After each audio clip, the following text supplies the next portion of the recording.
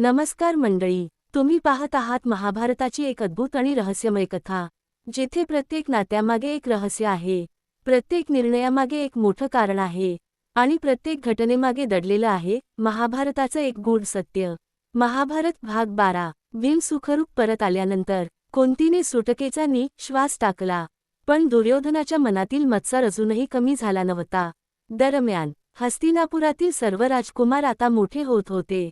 त्यांना युद्धकला, धनुर्विद्या, गदायुद्ध आणि राज्यकारभार शिकवण्यासाठी एका महान गुरुची गरज होती।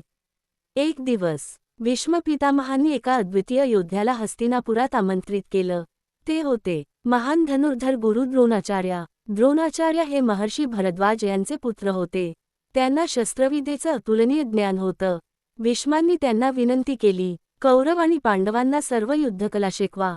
द्रोणाचार्यांनी ही जबाबदारी स्वीकारली। दुसऱ्याच दिवसापासून सर्व राजकुमारांचं शिक्षण सुरू झालं। दररोज पहाटे सराव होत असे। धनुष्यबाण, तलवार, भाला, गदायुद्ध आणि रथ चालवण्याचं प्रशिक्षण। प्रत्येक कलेत द्रोणाचार्य अत्यंत कठोर शिस्त पाळत होते। कौरव आणि पांडव मन लावून शिकत होते। पण एक गोष्ट द्रोणाचार्यांच्या लगेच लक्षात आली। सर्व शिष्यांमध्ये एक मुलगा इतरांपेक्षा वेगळा होता। तो होता अर्जुन। अर्जुन केवळ प्रतिभावान नव्हता, तर त्याच्यात शिकण्याची प्रचंड जिद्द होती। सराव संपल्यानंतरही तो एकटाच तासनतास धनुर्विद्येचा अभ्यास करत असे। एकदा रात्री जेवत असताना अचानक वारा सुटला आणि दिवा विझला। तरीही अर्जुनाचा हात सहजपणे तोंडापर्यंत पोहोचला।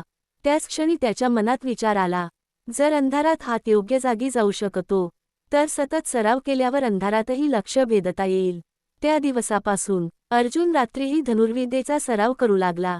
द्रोणाचार्यांनी हे पाहिलं आणि ते मनोमन खूप आनंदी झाले। त्यांना समजलं, हा मुलगा एक दिवस जगातील सर्वश्रेष्ठ धनुर्धर होणार आहे। तेव्हाच द्रोणाचार्यांनी मनाशी एक निर्धार केला, मी अर्जुनाला या पृथ्वीवरील सर्वश्रेष्ठ धनुर्धर बनवणार। पण जंगलात एक दुसराही मुलगा होता, जो द्रोणाचार्यांना गुरु मानून त्यांना न भेटताही धनुर्विद्या शिकत होता। त्याचं नाव होतं एकलव्य। पुढील भागात एकलव्य कोण होता आणि त्याने द्रोणाचार्यांचा मातीचा पुतळा बनवून धनुर्विद्या कशी शिकली